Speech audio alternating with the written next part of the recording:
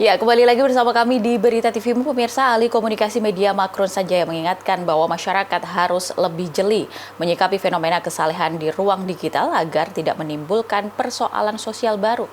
Menurutnya, pejabat publik bersama masyarakat memiliki tanggung jawab moral untuk menjunjung tinggi kode etik serta tunduk pada norma sosial, hukum, dan juga agama dalam setiap aktivitas digital. Teknologi komunikasi itu memang ada ungkapan seperti teknodeterminisme. Di satu sisi teknologi ini bisa membebaskan manusia dari kebodohan, dari ketidaktahuan, dari kemiskinan bahkan ya. Teknologi digunakan untuk kepentingan mengangkat derajat manusia. Tetapi di sisi lain teknologi ini juga bisa menindas. Begitu kira-kira. Menindas dimanfaatkan oleh kepentingan kelompok tertentu untuk mencari keuntungan, kemudian mengesampingkan dari kelompok-kelompok lain. Dia mendominasi. Satu, kita harus ingat, Kang Deddy di forum DPR ketika disebut oleh Gubernur Kalimantan Timur, ini Pak Deddy Mulyadi, Gubernur Konten. Beliau menanggapi spontan bahwa nggak apa-apa, bagus, saya memang Gubernur Konten, tapi dengan cara saya ini bisa memangkas anggaran untuk iklan. Dari tadinya sekian puluh miliar menjadi cuma 3 miliar misalnya. Tapi itu bagi dia bagus, tapi di sisi lain ada orang yang merasa tertindas. Kenapa? Media arus utama yang tadinya menjadi mitra Pemprov Jawa Barat mendapatkan alokasi iklan, anggaran iklan, akhirnya apa?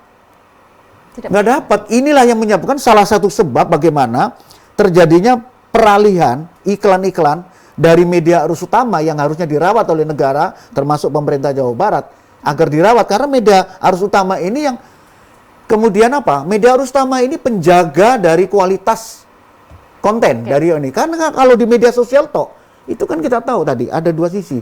Ada yang negatif, bahkan kalau tadi Prof Dadang meng-highlight, itu di sana banyak kemudian komentar-komentar yang tidak baik ya. Kemudian ada hoax segala macam. Sedangkan media arus utama ini kelestariannya harus kita jaga. Karena apa? Ini adalah pilar demokrasi keempat yang menjaga kualitas konten sehingga masyarakat tidak hanya dicekoi oleh konten-konten yang abu-abu tadi. Karena terus terang, media sosial harus diakui menimbulkan dua sisi yang kemudian kalau masyarakat tidak jeli, kalau tidak terliterasi dengan baik, itu akan menimbulkan persoalan sosial. Jadi memang penting kode etik ini, karena kalau tidak, ya khusus pada pejabat publik ini, konteksnya adalah kepada pejabat publik, dan pejabat publik ada asosiasinya. Gubernur itu ada apa? Asosiasi pemerintahan provinsi, asosiasi apa? Bupati, wali kota dan sebagainya macam. Itu adalah ranah yang memungkinkan untuk ini, bahwa kemudian di bawah pengawasan dari Kementerian Dalam Negeri atau Mendagri sekalipun itu tetap dijalankan. Pada intinya adalah ini ranah yang abu-abu, kemudian dalam konteks Muhammadiyah peduli dengan pentingnya membangun kesadaran digital, tidak terkecuali pejabat publik dan unsur-unsur dalam pemerintahan yang akan. Apalagi pemerintahan, pejabat publik adalah contoh bagi masyarakat. Kalau pemerintah, pejabat tidak bisa dikendalikan atau menggunakan media sosial dengan cara masing-masing, maka rakyat juga akan mengikutinya. Dan yang bahaya itu tadi, buzzer. Dan kenyataan ini, Kang Deddy Mulyadi itu setiap ada yang nyerang, bukan nyerang, kritik, itu buzzernya bergerak.